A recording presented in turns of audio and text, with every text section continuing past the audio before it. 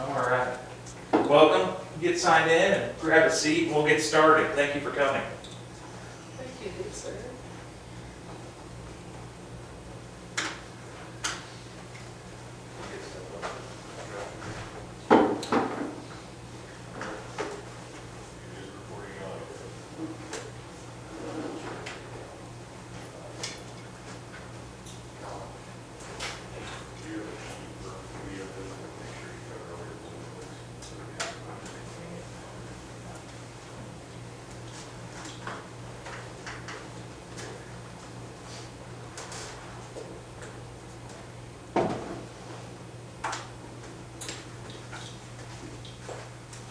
All right.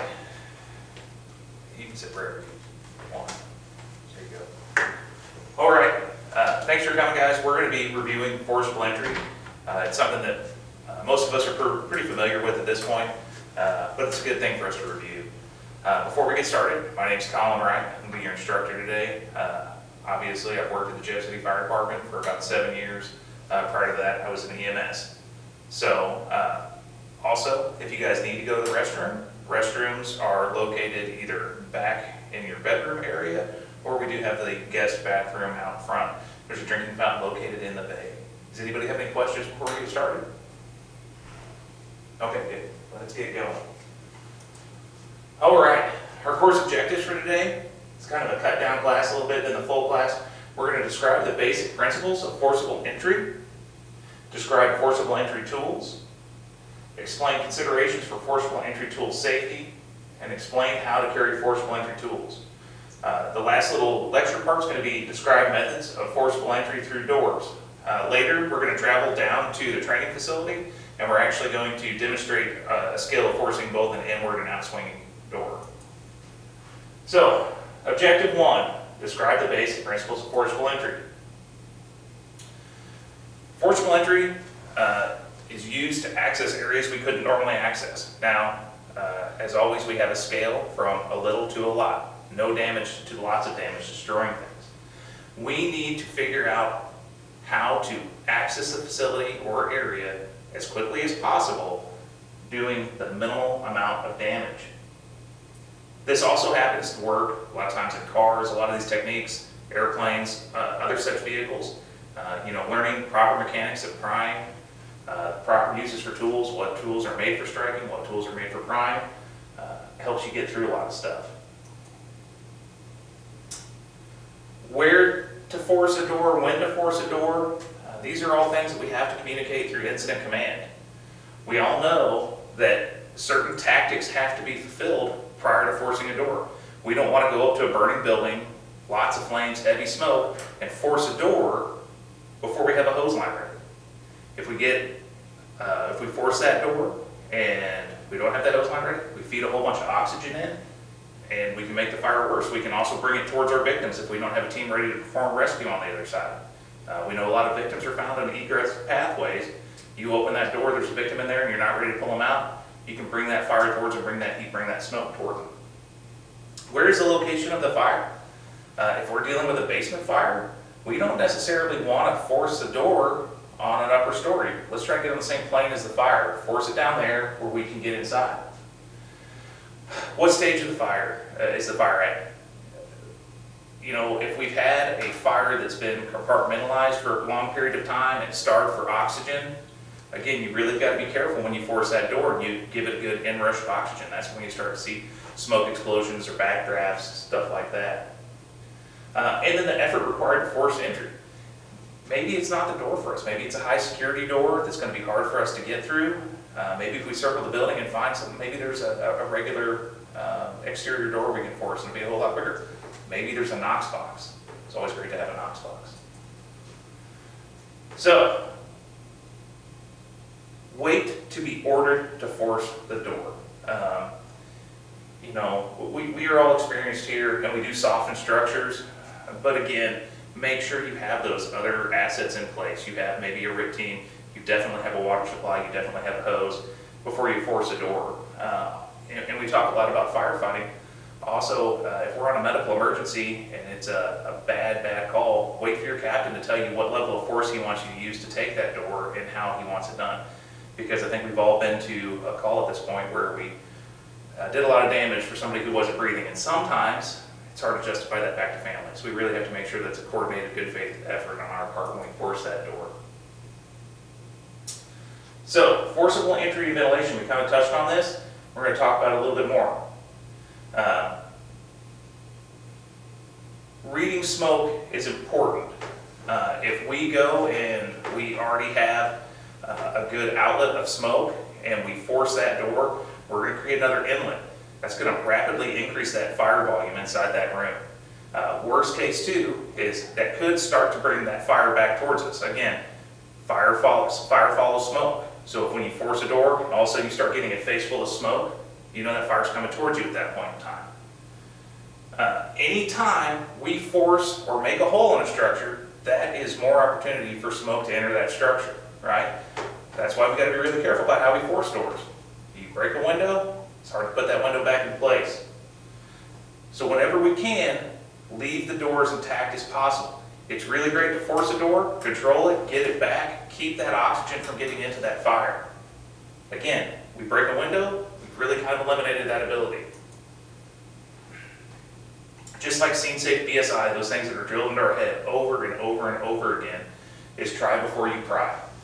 Nobody likes to be the guy that's sitting there trying to force a door, and man, it's really hard, and somebody else walks up and just turns it and opens it. You feel kind of bad, you feel kind of dumb. But it's hard not to, because we drill so hard on forcing doors. Sometimes it's easy to forget this step, but it is also a critical fail on your skill sheet, something that you look kind of dumb if you don't get done right. Using Knox boxes and other garage codes, again, be smart. Scale your destruction based on the need. We do have some residential Knox boxes in our area. We have a ton of commercial Knox boxes.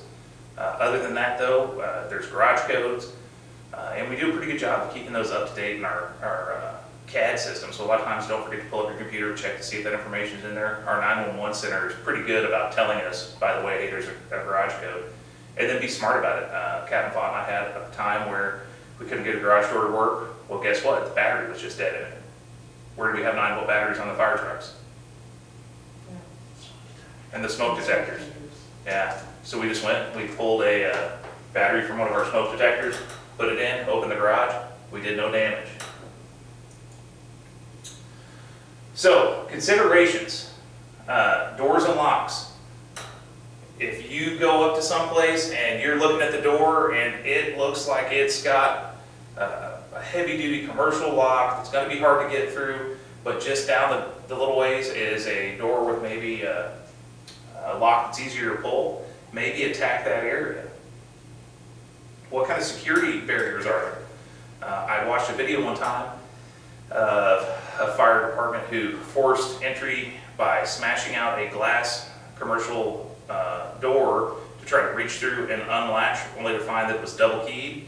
And so now they've created an opening, smoke's coming out, there were bars there anyway, that wasn't going to be a good way. And if they just pulled that lock, reached in, flicked it, which is kind of more advanced thing, we'll talk about it a little bit later, probably could have gotten through it. Do you have the proper tools? Okay, if we go up to a solid steel door that's a heavy commercial security door in concrete, we might not be able to get through that with just a set of irons. Okay, that may be one of those times where we want a rabbit tool, a ram, or a Hurst tool. And then also look at your bars. You know, we're mainly talking about doors in here. Sometimes these security bars look intimidating, but sometimes they're just set in brick. And if you just attack where those bars are set in, you can pull them out pretty easy. You don't necessarily have to take the window afterwards. And as most of us have done this for a little bit, part of softening a structure is erecting. If you can get rid of these bars, get rid of these bars, because the last thing we want to do is be trying to take these bars and we're trying to get somebody up out of a peek out window, which is hard enough as it is. We're going to look over the tools that they list in this class. This is basically the Firefighter 1 curriculum. We all know that they're going to talk about some tools we don't have. We talk about ram bars in this. We got rid of our ram bars. I like ram bars personally, but we got rid of them. But we also carry some tools that aren't on this PowerPoint. So guys, what factors must be considered when deciding where and how to perform forcible entry. Anybody give me some examples? Where the fire is located. Where the fire is located. We always want to try to attack a fire on the same plane. I have done one fire attack straight down the stairs, and it was kind of scary. You don't know necessarily where the fire is, you don't know if it's right under the stairs. A whole lot easier to get on the same plane and go in and attack it. Anything else? Life safety's involved. Yeah, life safety's involved. Let's scale our destruction. Most of us here aren't captains, but captains sometimes have to take the behind chewings for when we do too much damage to a house that maybe we shouldn't have. One thing we didn't talk about, and it's not actually in here, is also before, if you can't get into something, it's a medical emergency, always confirm the address. I have not been on them, but I know that they've happened, not necessarily here. People force entry into the wrong door. And in today's society, we have a heavily armed population. Somebody comes breaking in my house in the middle of the night and I'm not expecting it, I might not be too happy. What are some structures in our jurisdiction that might pose difficulty or unusual forcible entry circumstances? Anybody think of anything? Prison. The prison. Okay. We may have had a fire at one time in the prison, and it was the old abandoned prison, which we didn't have keys for, and we're trying to work our way up the cell blocks. Guess what? They designed that for the intent of people not being able to break out of, which made it very hard to break into. We wound up using the hearse tool quite a bit to get through some of those bars, and having to make some creative little routes around. What else are some things you can think of?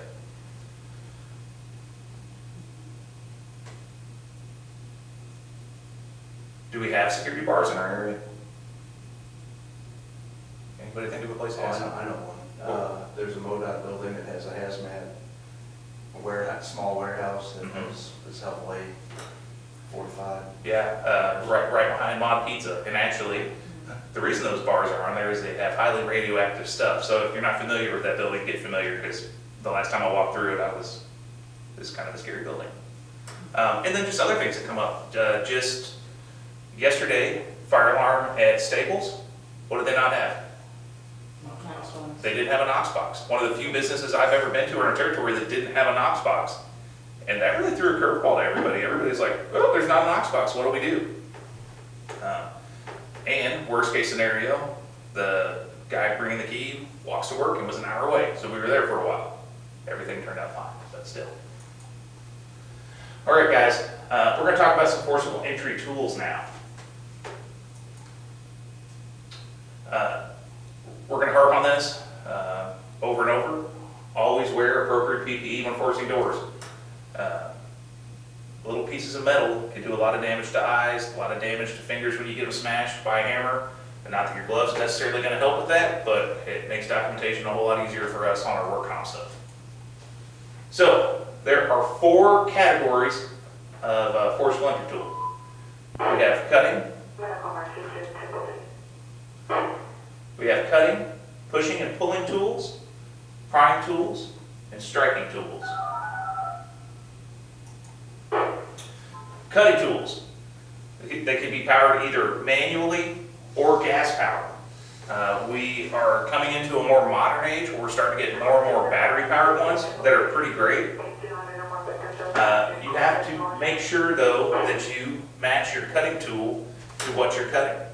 That's why the rescue carries 2 different K12s. One set up for metal, one set up for concrete and some wood. They've got actually a really, really fancy blade on that one. You can really cause yourself problems cutting the wrong material with the wrong blade. If we take one of the composite blades used for cutting metal and try to cut wood, it's not going to do a good job of it, and it's going to disintegrate itself really fast. You can also damage the tool. I saw a concrete chain used on metal one time, and it destroyed the chain. It's just not what they're intended for. Those chains are expensive.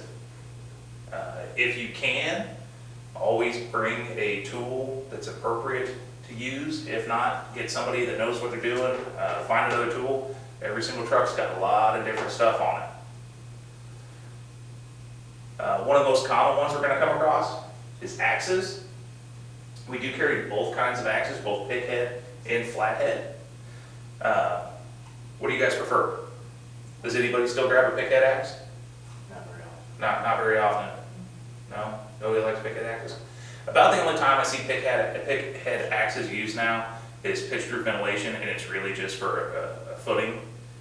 Some guys, though, really like pickhead axes. The big advantage is the pike on the back. You can really penetrate some material, you can penetrate metal with its little angle. You can create a footing when you're doing pitch-through ventilation. Also, these have fiberglass handles. Some disadvantages and advantages. They are more resistant to electricity than wood. They also last a little bit longer. I don't necessarily enjoy them as much. I feel like you get more vibration through them, and I just don't feel like they feel as good in your hand. But they don't rot, so that's what we mainly have, and I think that's what we'll continue to see. The flathead axe, that's what most everybody prefers. That, I didn't bring it in. We also carry the pigs, but, you know, they're kind of getting to be the predominant thing. We used to think that you had to use a blade for cutting a roof, and then we found recently that actually using the backside, you can just smack a hole in the roof and it'll cut almost better and it won't bind. Some important things to remember, these come in 8-pound and 6-pound. We only buy the 8-pound. We're trying to hit stuff heavy and hard. You can also get the pighead axe in the 6-pound and the 8-pound. We're going to talk a little bit more about maintaining your tools later. This one's seen some use. It's got some mud on it. So does our Halligan. I wasn't very impressed when I found it, but I wanted to show everybody that you need to check your tools every day because you never know what kind of shape they're going to be in. We're firefighters. We're really good at figuring things out. One of the big things we forget we can do with these is when you're forcing a door, capture progress, okay? That being said, make sure you use your tools the way it's intended. An axe is not actually a prying tool. You will break the handle pretty quick. Metal cutting devices, of these, bolt cutters are the ones we're most commonly going to come across. You don't see too many rebar cutters, at least not in our area. We do have one, I think, on the rescue. I don't know. Not on the rescue. We do, however, have some cutting torches. We both have the one at Station 1 that stays there, and then we have the Petrogen torch on Rescue 3. There's a few of us that know how to use it. It's actually pretty slick if you learn how to use it. So, remember your atmosphere. Don't use a cutting torch in an explosive atmosphere. Be cautious using anything cutting metal in an explosive atmosphere. What happens if we're throwing a bunch of sparks and we're getting into that magical little LEL range and we blow ourselves up? We're all going to have a bad day. Hand-powered cutting tools. We do have some hacksaws. At one time, they were used to cut brake pedals. Now they're just kind of on the trucks as an extra thing. We don't carry drywall saws. We don't carry keyhole saws. They all kind of have their uses. Most of these have been replaced, at least for us, by the all-powerful Sawzall, which I get overlooked a lot, I feel, but I feel like they're a really good tool. Watch your blades. We have wood cutting blades in those. We have some just demolition blades. Demolition blades kind of cut everything. But then we have the special rescue blades. Don't use the rescue blades for training. Throw the rescue blades in only when we're doing the rescue because they're pricey. They also glow in the dark if you didn't know to kind of help you see where you're cutting at night. Power saws. So we've got circular saws, rotary saws, reciprocating saws like our Sawzall, and our chainsaw. Can anybody tell me the difference between a circular saw and a rotary saw? It's the way that they spin. It is the way that the blade spins.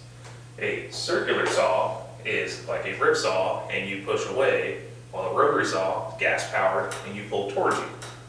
I had to look that up yesterday because I was like, wait, there's a difference? That's at least the Google definition of the difference.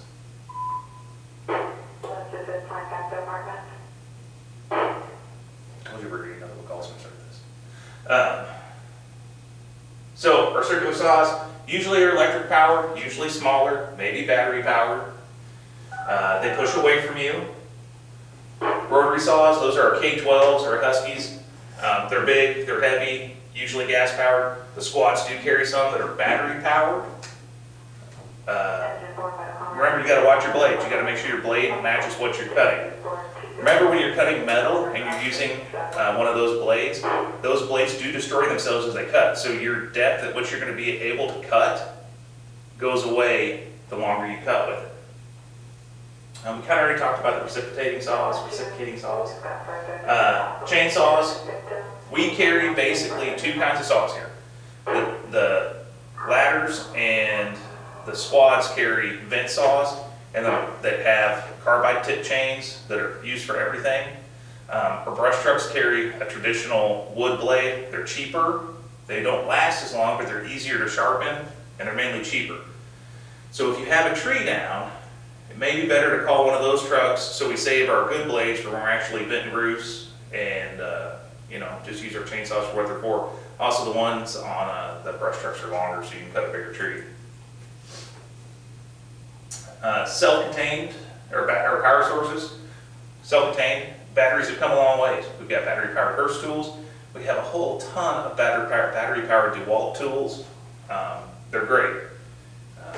I personally actually really like the little battery-powered chainsaw.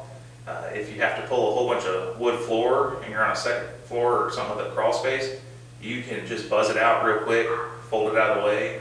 It's a whole lot easier than popping it up with a New York hook all day long. They have some advantages and some disadvantages. Battery packs, we got to charge them. Once they're dead, it takes a while to recharge them. We may not be able to do that on the scene. Next, we have gas-powered tools. Gas-powered tools are great, very powerful. We can refill them. Problems we run into them, though, are you have to be careful of the environment you use them in. They can throw a lot of sparks. The way they operate, they're a combustion engine.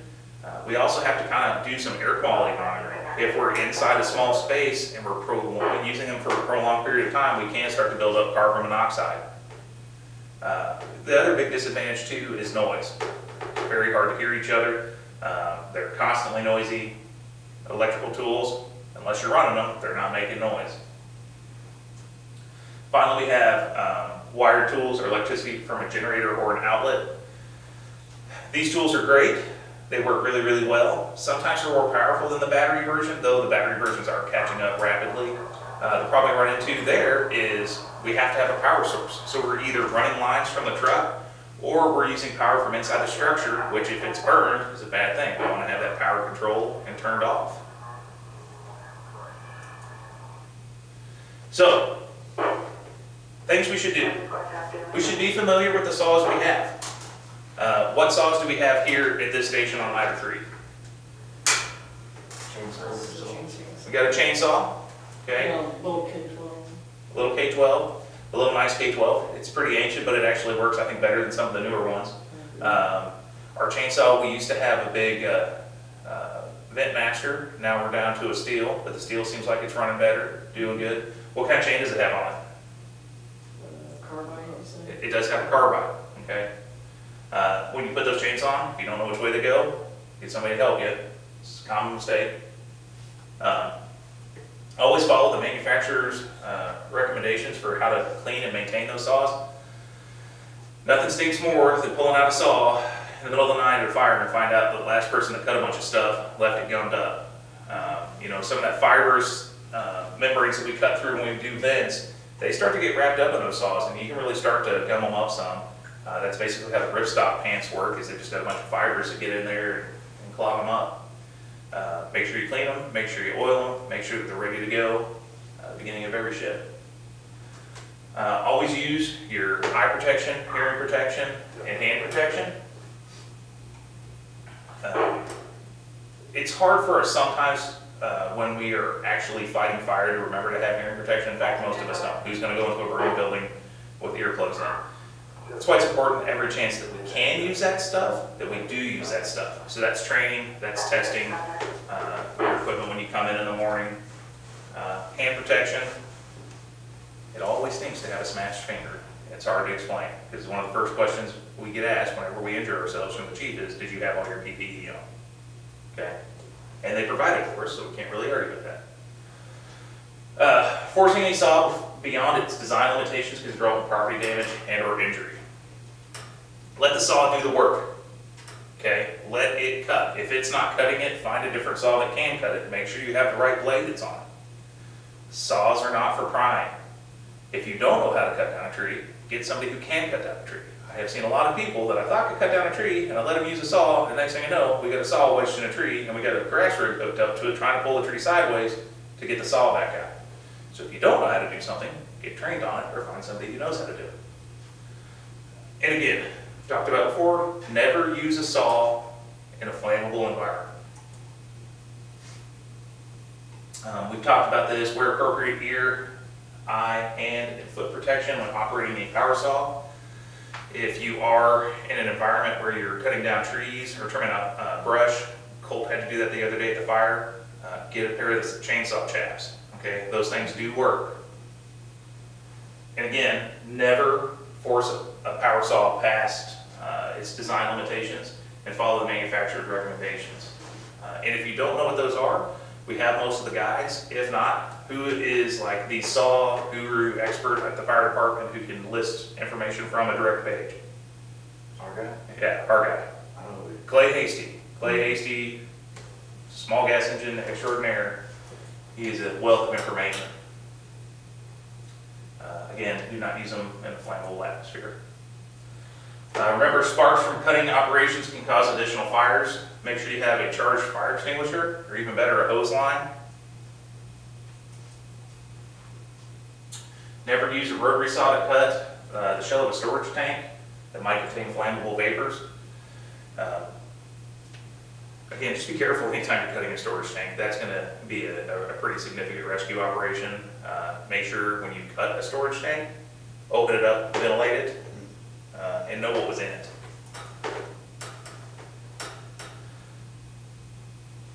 Always check and make sure that the guard that's on the saw is set to go with the kind of blade you put on it. I think we've all seen some of the depth gauges on our vent saws have been gnawed up. That's why there's actually a big push now to go away from those depth gauges some, just because they've caused a lot of problems and they're not necessarily good with those carbide tip blades. We're going to go into prying tools now. What do we use prying tools for? Opening doors, opening locks, opening windows, moving heavy objects. They work on a pretty simple idea, mechanical advantage. Anybody explain to me mechanical advantage, how it works? What makes it better, what makes it worse? Well, the bar is a lever, Bar is a lever, and the longer we make the bar, the more force you the have. more force you have. Okay, so keep that in mind as we start talking about forcing doors. This is a good example of the way you want your forks as you force an inward swinging door. I do see people get that backwards, and I kind of understand in their mind that they think it's going to be easier to work the forks around. But just remember that when we put the forks in, if we face them towards the door, we're squishing the door into the frame as opposed to pushing it past the frame. Not necessarily the worst thing. Like, I mean, there is some school of thought that you can pry that way once, gap your frame a little bit more and reset it. In my mind though, that's an extra step. So I guess if it turns out to be a hard door to force, you can try that. So some common prying tools. We have some of these, we don't have all of these. Crowbar. We have a few crowbars. They're usually in with the sort team stuff, and it's really just for helping them pull nails and create shoring. I do not believe we have a Kelly tool. I don't believe I've ever seen one. I have seen a Hux bar somewhere. I do not remember where it was, but we do have one. We do have some claw tools. They're usually on the tops of the trucks. I've never seen anybody use one. I don't believe we have any flat bars, at least not in the trucks. We may have some of the toolkits in the station. The big three we have are the pry axe. Now, this pry axe has forks on it. What's the other version of this we sometimes come across? Has anybody ever seen one of those? Okay. Sometimes you will find these with a metal cutting blade. Kind of looks like a crab claw. I've always described it. I think that the crash truck at the airport has one of those. Okay, and it's just to help you cut through aluminum or car hoods. We don't use them all that much now. We've got all these fancy electronic and gas power tools. We do have tons and tons of BACs or pry bars or whatever you want to call them. The ladder carries two. Those are big, heavy duty pry bars. They're thick, they're not going to bend, they're not going to break. The disadvantage though is they're not very flat. They're more for giving you leverage on a rock or something like that, not necessarily forcible entry. Our go-to is always our Halligans. So this is our Halligan. I just want to show everybody, you do need to check your tools each day. This got put back dirty, it's muddy. Halligans are usually somewhere between 30 and 36 inches. This is a Pro Bar and it's been tuned. That means that they take the shoulders and they notch them flat so you can slide down and hit it. It's also got your depth marks to help you figure out where you are when you're forcing a door, both on the forks and the adze. And then, as always, we keep a nice little handy aluminum wedge on here just to help us capture progress. It frees up your axe more, and they don't slip as bad because they're a little bit softer and they kind of catch into the door a little bit better. Hydraulic prying tools. What do we have?